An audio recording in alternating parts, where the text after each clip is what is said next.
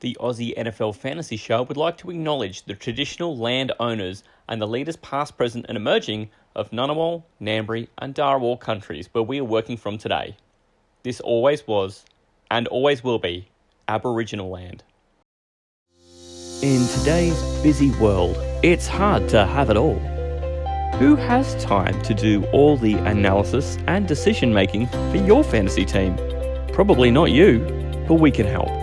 Whether it's positively diagnosing players with fantasy leprosy, or helping you find the players who are on the verge of being fantasy legendary. There's only one name in all of fantasy you can really trust. Make an appointment with Dr GoodCall. Yeah, Make an appointment right now. Code as well. Can I fit in at 115? Have you got a spare? Mate, I'm it was booked an out, mate. interesting week. I was watching that Benchwarmer brand guy do his quick recap on week 3. Anything out of the ordinary happened? He's like, oh man, and he tore through all the strange happenings. What did you encounter in week 3, given the folks that you were putting forward as good starts? So, me and Jot mentioned last week that this segment went a little bit long. I actually decided to listen to where it sort of all went pear-shaped. It was definitely because I aired a grievance about the Raiders in general. So we definitely went on a tangent a bit after that. So I'll stick to a nice clear-cut Dr. GoodCall here because I'm such a great doctor out there, and I've got so many appointments I've got to stick to. So I can't give you more than a certain. We can't afford a double appointment, to be honest. Yeah, that costs a bunch. But also, it was kind of a bit of a throwback to a great old segment we used to do of what gets my goat, and I kind of like that we brought that back for a moment. I was just like, I'll do it once because it just pissed me off that they just absolutely put the Q in the rack. But speaking of that, my quarterback of the week was Derek Carr up against the Titans. I may or may not have compared their secondary to a certain body part that had just won a Guinness World Record. But Derek Carr, he wasn't too bad. He finished, obviously, with that touchdown to Mac Hollins at the end, and he ended up on about 23 fantasy points, which actually wasn't too bad. Look, I didn't really know what his ceiling was in that game.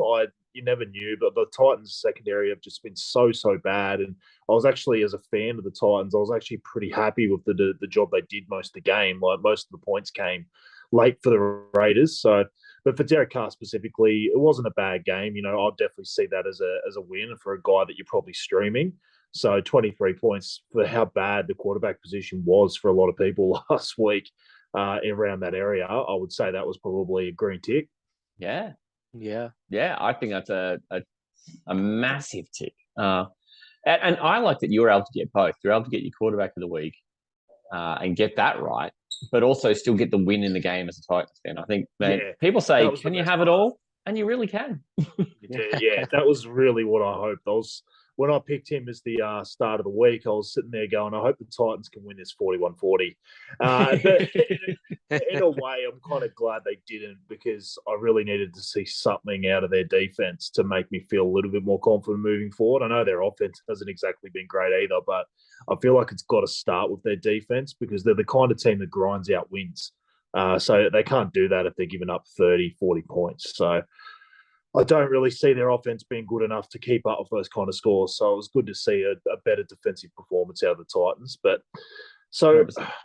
For running back, I was actually pretty happy with this call. So I definitely mentioned in the Texans-Bears game that I just thought both teams were just going to run the absolute shit out of the ball. I didn't think either quarterback was going to pass much. So my start of the week was Dameon Pierce. I saw a lot out of him in week 2. They definitely went away from Burkhead and went more to Pierce. So it looks like the rookie's definitely taken over in the rush attempts. So I took him because the Bears, were 18th against running back the year before, but they had the 31st ranked defensive line per PFF. So I thought that was a really, really good opportunity for him to showcase what he can do.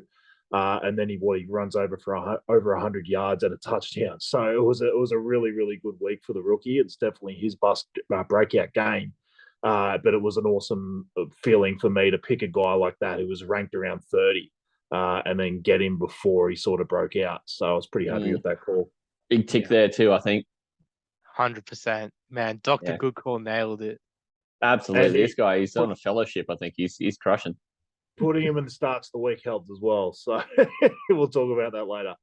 Yeah. Someone picked him in starts of the week and is grinning like a Cheshire cat about it.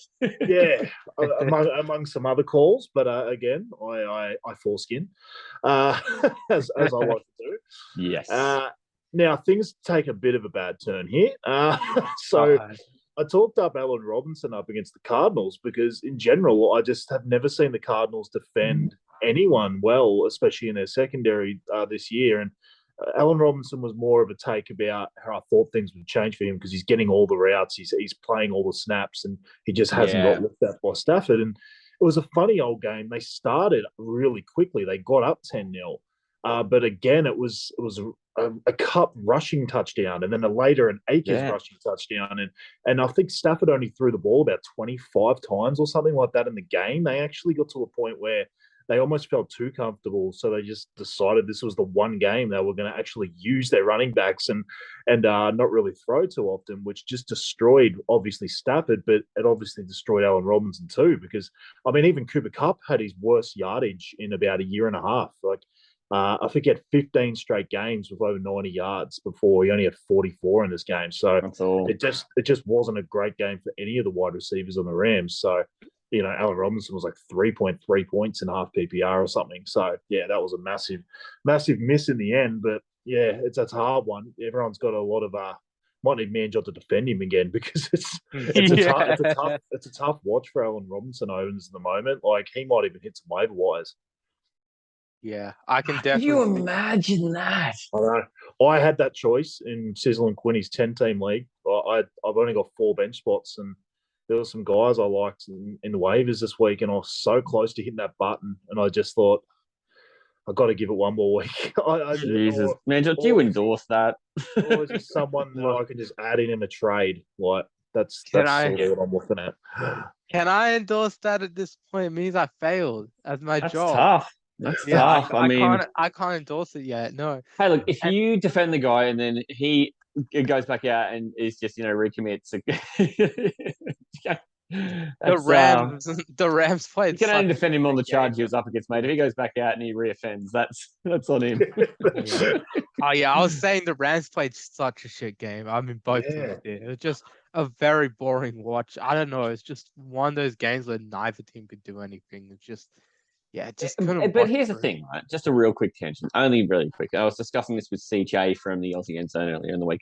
Is a game like that now boring because of all the fourth quarter chases we get? Now, that used to just be a football game, and now we're like, that was a snooze fest. Am I onto something here, or am I just being a wincher? It was kind of how it happened. It was like quick for the Rams, and then they put the cue in the rack, and then you were waiting for the Cardinals to make a game of it, and they kind of never did either. So it was kind of like, if it was close the whole way, I reckon it'd seem like a better game because it'd be like, Rams scored a touchdown, then the Cardinals got a field goal, then the Rams didn't score, then the Cardinals tied it, or something. You know what I mean? Like, it was weird. It was like you never felt like the Rams were going to lose, which made a crap game, but then they couldn't score themselves for like the next 3 quarters themselves. So it was a really, really weird game because he just wanted to see anything out of Kyler Murray to try and make the Rams do something on offense to put them out of their comfort zone, and they just never did because they just knew they were going to win because Kyler couldn't get anything done. Yeah, okay, no, fair enough. I just thought I should ask a little tangent there, only because it was a topic of conversation with a fellow podcaster earlier in the week. Tight end has been. I don't know. I don't even know how to describe your relationship with tight ends today. It's complicated. Is that how we do it? It's complicated. Yeah, it's the Facebook. It's complicated, isn't it? It was. I tried, like you said, to do the immovable object against the what's the other thing you call it? The irresistible force. Yeah, can't be slowed down versus something that can't be moved. One of them's going to lose. Unstoppable force. Yeah. I usually use unstoppable, but yeah, anyway. Yeah. That's all. I used to as well, but now the Americans are all saying irresistible force. I'm like, okay, I'll move to what you're saying. But, irresistible makes it more seem like it's a big rock that's like sexy. Like people can't resist it. Come here.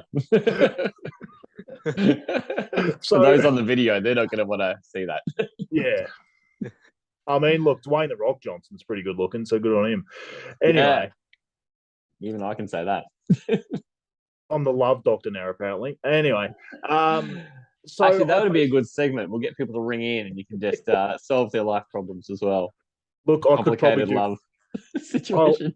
I'd rather talk about that than talk about tight ends, put it that way. But I'm contractually obligated to actually talk about tight ends here in this segment.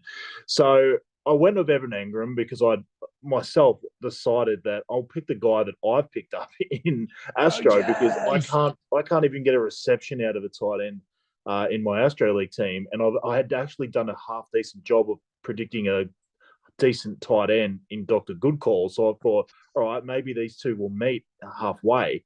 Look, Evan Engram didn't end up too great, especially in a team that scored 38 points. He got 2 catches technically. Only one of them counts as an actual catch, but you got 2 points in the 2-point conversion that he caught. So it was basically 1 for 9 in the 2-point conversion. So, not a fantastic day. It seemed like a wonderful day for me in Astro because compared to Cole Kmet in the first 2 weeks, that looked like an absolute. It was times infinity compared to the 2 goose eggs. So, look, in the end, it wasn't great, but again, it's pretty hard to predict a decent tight end game from outside like the top 15 tight ends. It's pretty brutal. Disgusting, isn't it? It is toilet water. I just basically picked it because the Chargers were last against tight end in 2021, so I was basically trying to play a matchup. Whoever's playing the Chargers or the Raiders, or there's a couple of them, the Cardinals. There's a couple of just pick whoever's playing against them. If they're outside the top 15, just start them. Yeah, exactly. So look, I took a shot and he got in the 3s. So it is what it is. Look, so. 3.9. That's as you said, it's an exponential improvement from duck eggs. 100%. It is after 2 ducks. That's Aussie for getting 0. That's how we describe 0 in cricket. Is getting a duck. 3.9. I prefer to score 3.9 than 0. Moving in the right direction, mate. That's all that matters. Arrow's pointing up. Now, you didn't pick on one of my Jays guys for fantasy cancer this week, thank God.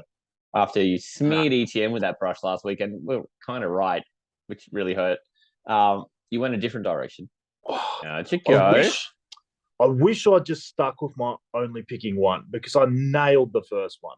I absolutely drilled it, and I just had to chuck a second one in because I was being too cocky, and then he actually had a decent game. So I'll start with the one I brought up first, and it was me basically trying to say that people should not only not play Clyde this week if they could, but if they should actually try and package him in a trade because I actually thought he was definitely a trade high at the time.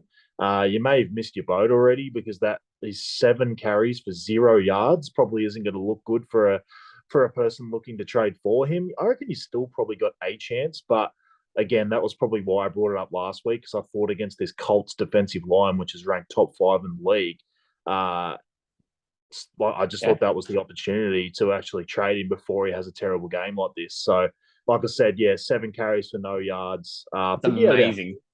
Did have 5 catches for 39 yards, I think it was. Yeah. So, look, he saved himself in a full PPR by getting the 8 or so points there. But in the end, it wasn't what you really were after out of one of your running backs. So I was pretty happy with that call. I was surprised with the game script. I was surprised the Colts won. It was a really weird game. Like the Chiefs left so many points up for grabs. Like unreal, wasn't it? Just really weird, un-Chiefs-like plays, which was mind-boggling, to be honest. So, good for the Colts for getting the win, but it didn't feel like they to get there by any stretch of the imagination. Just a weird one, yeah. Okay, so we saw Clyde do something really impossible. I mean, 7 for 0 is hard. You'd almost have to be me to pull that off. It's unbelievable. So, actually a really good call. And as you said, like 8 or 9 points in full PPR is not embarrassing, but, it's not what you're looking for out of a guy who you're probably starting as a flex. You're just looking for more than that out of a guy who you know is getting carries. So I think you probably can say that you diagnosed that one right. But, mate, but for a guy that was averaging a lot more than that in the season, so the fact that to me you would have definitely, let's say if you were trading him before last week compared to now, to me you would have got a better package before that game. Like I just think if a guy goes out and scores a fair bit less than his average, then he's only dropped his value. Yeah, 100%. Yep. He also only had was just going to say, also only had 41% of the snaps. That's the problem with Clyde at the moment. Like, Jerick McKinnon outsnapped him. So that is a huge worry because he was very, very efficient in the first 2 weeks. So that, you can't tell me that's going to keep happening on 40-odd% of the snaps. Like, he's actually losing the timeshare to Jerick McKinnon at the moment. So I'd be very worried moving forward. Yeah, right. And then Jerick McKinnon had touchdowns in each of those first 2 games, and then did really nothing in this game because the Colts kick ass. But just it's a weird situation there. And I mean, if Jerick McKinnon is going to continue to get the work and be inefficient, Clyde has to be efficient when he get his. And as you said, that how sustainable is that? It's a tough ask. For sure. I'll touch quickly on this one. I didn't see a great game for Terry McLaurin. That Eagles D proved itself as well. They absolutely destroyed the Commanders. If you'd just taken it about 2.5 quarters in, I was looking fantastic. They showed a stat. It was like 2.5 quarters in. The Eagles had 324 passing yards, and the Commanders had -1, I think it was. Yeah, I stuck that up in the Astro League feed. Yeah, they've gone backwards in the passing game, like for 2.5 quarters. It was absolutely unbelievable. Only a guy like Wentz can do that. Like he is a unicorn, that guy. It's the second week in a row where the Eagles have actually put some points up in the first half and then just done nothing in the second half on offense because they've just coasted because they know that they can just lean on their defense. McLaurin got a lot of garbage time. Like, it just kind of saves because they were bored, right? Well, we can keep running it.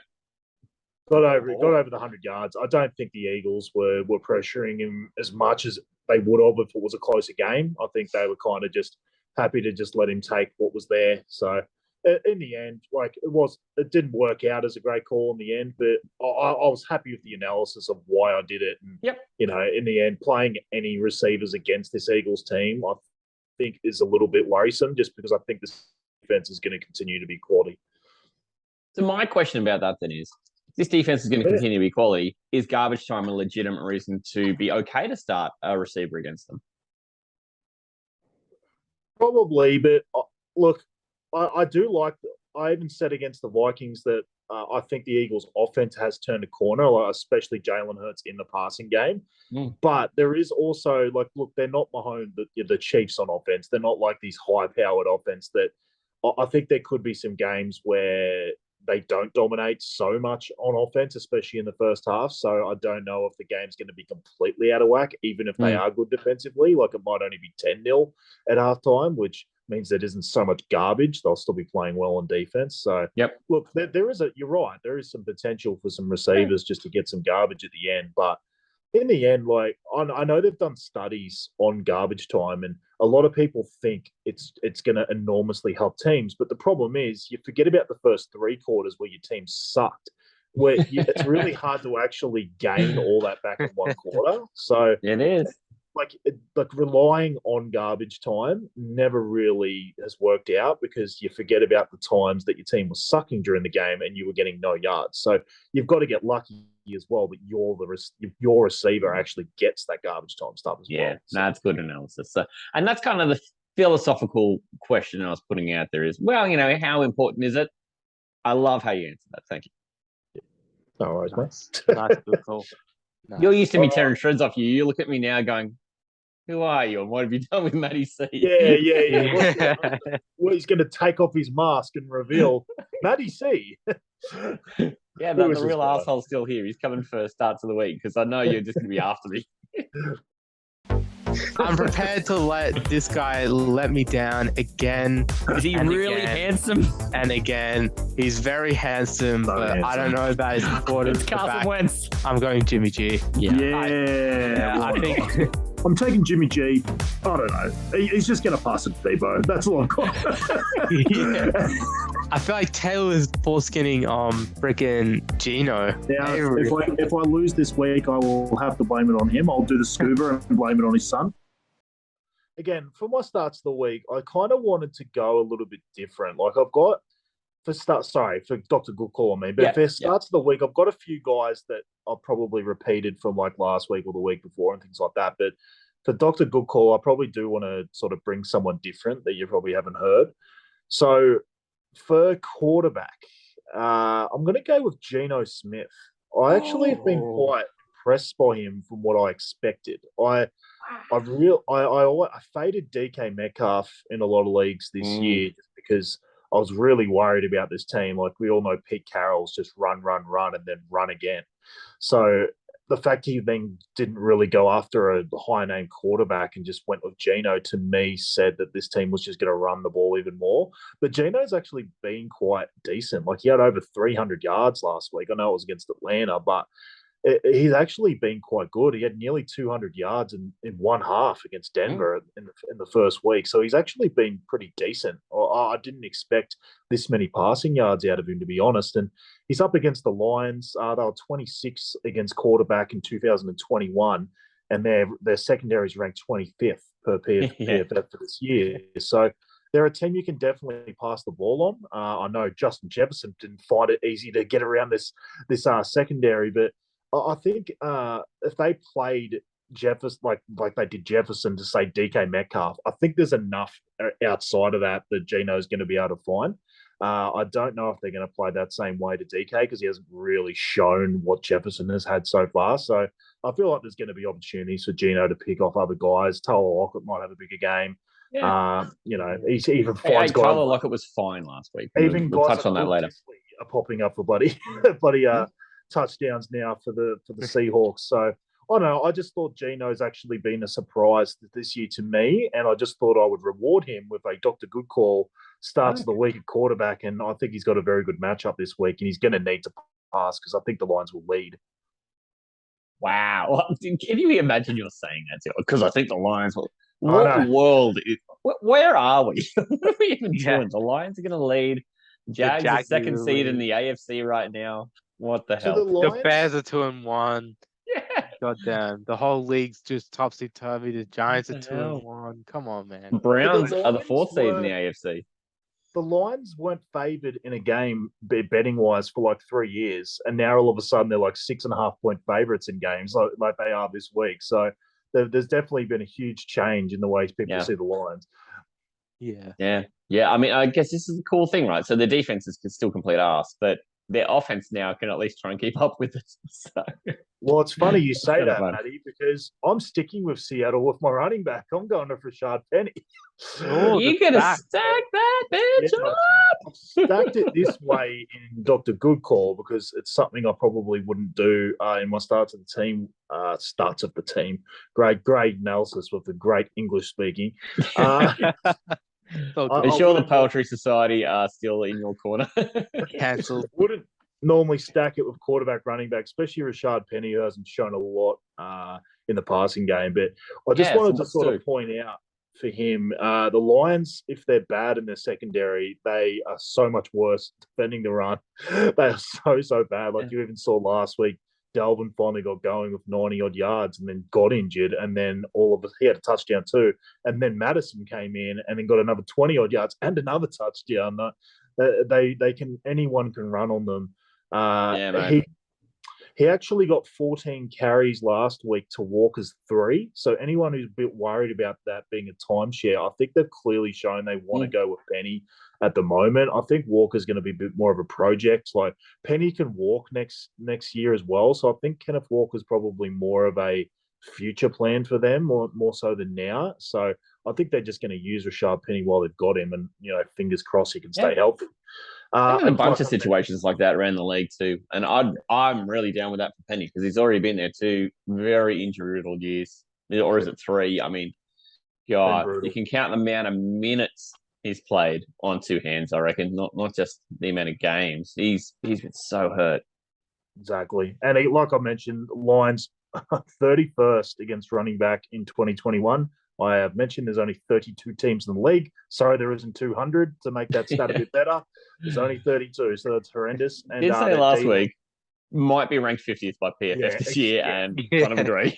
There might be some Australian gridiron teams that might be a bit better. Yeah, that's it. So, well, I already think just in terms of Australian teams, the Centurions defend the run pretty well, don't they, man, John? Yeah, they always defend very well. Yeah, they're pretty good.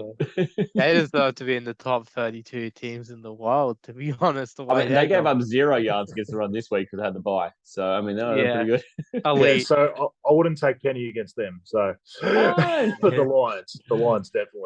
Like a 26th ranked D line and per PFF, and it probably could be worse. So, I mean, if you think I could run against them, that's enough for me. Yeah. 100%. I mean, they got Aiden Hutchinson, and the rest are just not good. To be fair, that's it. They got one guy on the whole defense, and one he's a guy, rookie, and he's working his butt off. He's clearly the best thing on the defense, and he's a rookie. So yeah. But you can see it. He's the only guy who gets any leverage from the line. He's the only guy in the backfield at all, and they've just run the other way. And you go, that poor guy, he's just put in all the work. He's done all the right things. He's just the best guy on a bad team. Yeah. All right, guys, you ready for this? This is the wide receiver. He's on a hat trick, ladies and gentlemen. Who's my guy? 3 weeks in a row, I picked a guy who's basically been outside that sort of threshold that we've talked about, and then all of a sudden the week after, I haven't even been close to being able to pick him again. We've talked about Amon Ra St. Brown, then all of a sudden was about wide receiver 3. And then last week, Devonta Smith was coming off a goose egg and 6 or so points, I think, and then all of a sudden blasted. Nice. I'm very excited about this one. It's one I snuck into a 10-team league. And this is going to be funny because the biggest Saints fan I know dropped this guy in our 10-team league last week. No. And I scooped him up. And then this guy I mentioned last week had 335 air yards, which was an NFL record since they've even been statting air yards. I know technically they're like space cash, like technically they don't exist. But the fact that Jameis was looking for this guy so often, I thought was worth a pickup. And then he goes out last week and goes 9 for 147. I'm talking about Chris Olave. Yes. And I am absolutely in love with this guy. I think he looks amazing. I've mentioned the air yards for an NFL record. I don't know if I've mentioned the Vikings, who are 32nd against wide receiver in 2021. 32 teams. We can work that out.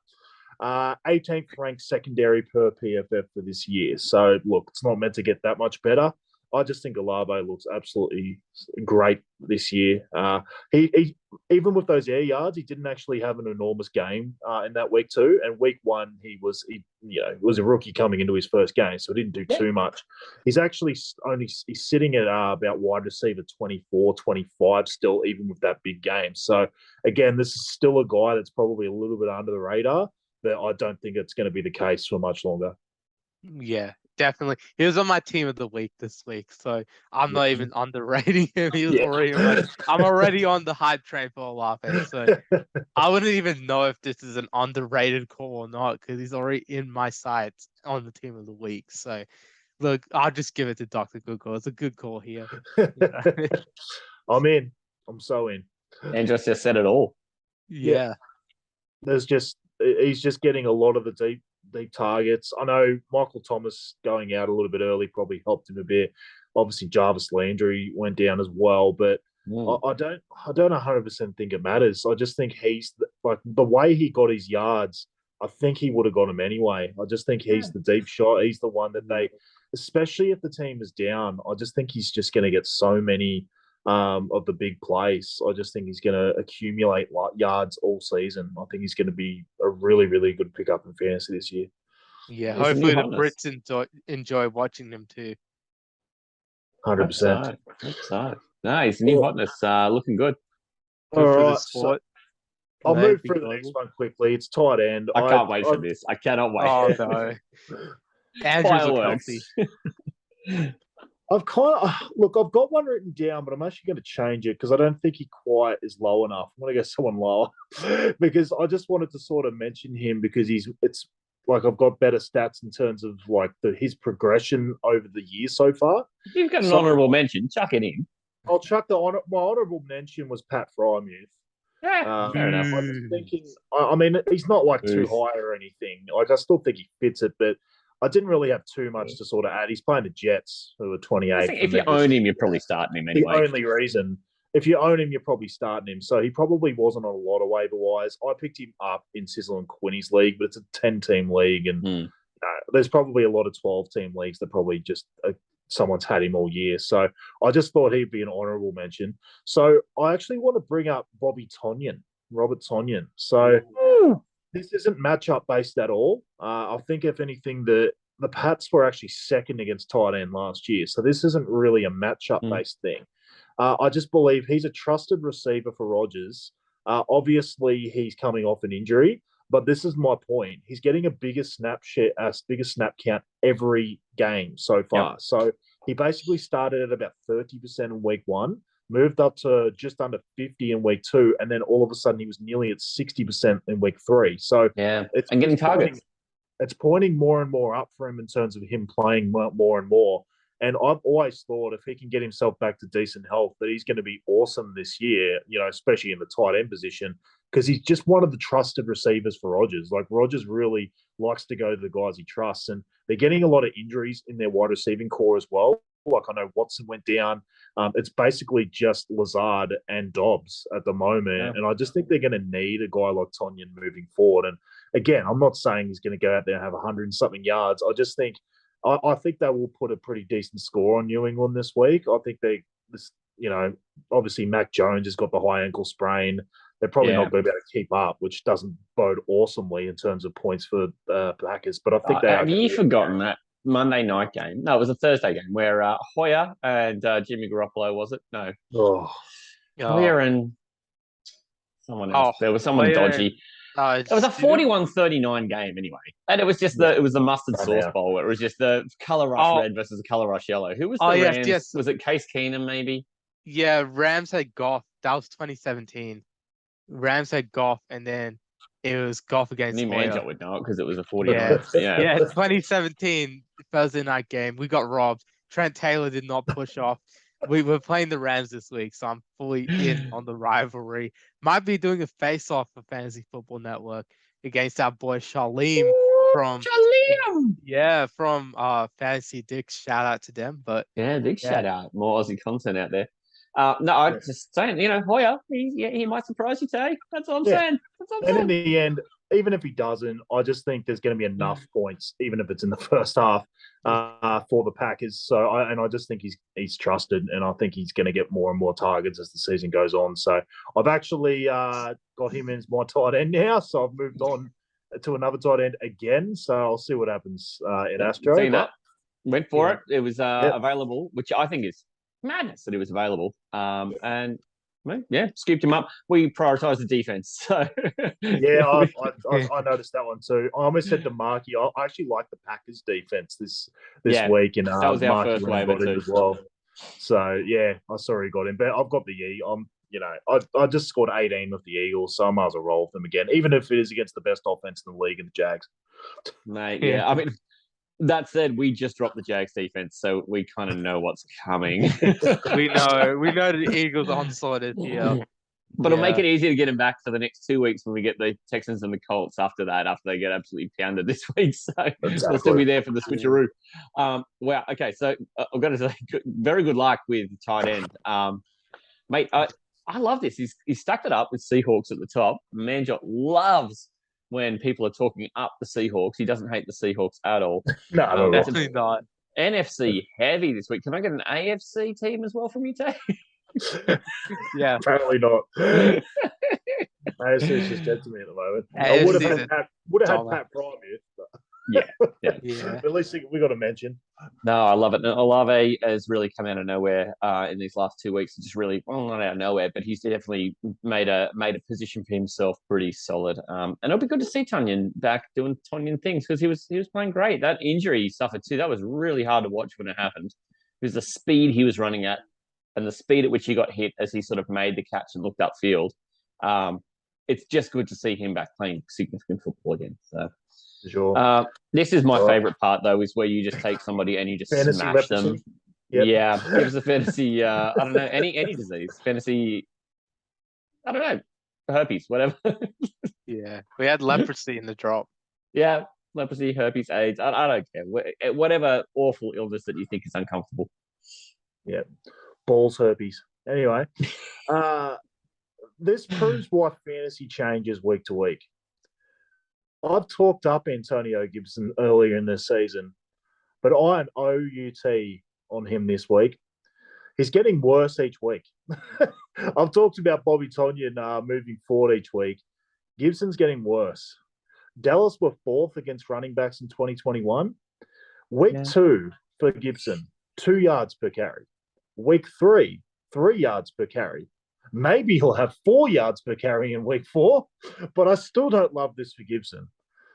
He had great passing down usage in week 1, which gave everyone, a good feeling about what they had in store moving forward, but it's absolutely disappeared in the last 2 weeks. He's scored a touchdown in the last 2 games. So like I said with CEH, I'd be looking to trade him now. I think the time is now before you see Brian Robinson as well put in there. Yeah. I mean, we already know how much, as a podcast, we love Smooches McKissick. No doubt about it. We see his value. And I was calling up Brian Robinson this whole time. So I'm waiting for the breakout. Yeah, you have both spoken about Brian Robinson. Unbelievable too. But you guys, all the credit goes to you two for being the big drivers of that. Yeah, I had to drive him. I think Robinson could take a bit of time, but it's just doesn't matter. It all takes from Gibson. Take a lot. Like Gibson has to have full volume, to be relevant to me in fantasy, and he's getting it at the moment. But it's just going backwards in terms of yards per carry. And then if Robinson comes in and takes 50% of it, and then does way better with it and has a better yards per carry, you're just going to see less and less of Gibson moving forward. And then he's all of a sudden going to be the punt returner and the kick returner like they were going to make him at the start of the year. So I just think now's the time to get out of him. I traded him for Drake London last week. I was pretty happy with how that What a nice trade. Well done. In a full PPR. So, yeah, I just think the opportunity probably now to get out, and I don't think this game's going to be great. I think Dallas will probably lead for it, so it's probably going to be more smooches. Of course they are, because Cooper Rush is undefeated as a starter in all of history. It has never happened that a game he started. And honestly, as a CD Lamb owner, I've been very happy. I was just in full tilt after week 1 with that Dak injury. I offered him up to nearly everyone in the world. I didn't want to be. I was more trying to move him up than down. I wasn't going to just take some shitty wide receiver for him or anything just because I was full on tilt. But it tilted me enough to look for trade options and packaging probably someone else with him that I didn't really want to lose. But I've been pretty happy with what Cooper Rush has been able to do for him, and it looks like Dak's going to be back sooner rather than later anyway. But yeah, Cooper Rush has been great. Western Wankers are going to be very happy to welcome Dak back, I'll tell you what. Yeah, definitely. Definitely, we need him back. A lot of comfort rolling with Goff. We've been doing it. And I'll tell you what, I could be living a happier life. Absolutely. All right, well, I think I've diagnosed enough for today. You guys have only taken that much time, so I've got to move on to my next patient. Hang on. So fantasy hemorrhoids for Gibson because he doesn't smack that ass, son. No. Yeah. It would be uncomfortable at best. So fantasy hemorrhoids, I think we've got for him. Micah Parsons might be smacking his ass, though. From the sound of it, he'll be smacking everything. Excellent. Okay. Well, I think you're right. We'll get out of your surgery. Thank you very much for making your time for us, Doctor. And we'll get back and check in with you next week. With what we're looking at, it is not great. Look, Goff, I was looking at him in the first round. He wasn't, but I was rattled at wide receiver this week. I guarantee I go last. Yeah, wide receiver is very, very interesting. I'm not sure about really any of them, so we'll just say Dr. GoodCall. Yeah, I wasn't actually. I was thinking about picking him up, but then, I just didn't. I'm going with Irv Smith Jr. Ooh, nice. Smooches will have to wait. Smooches, I was ready for that one.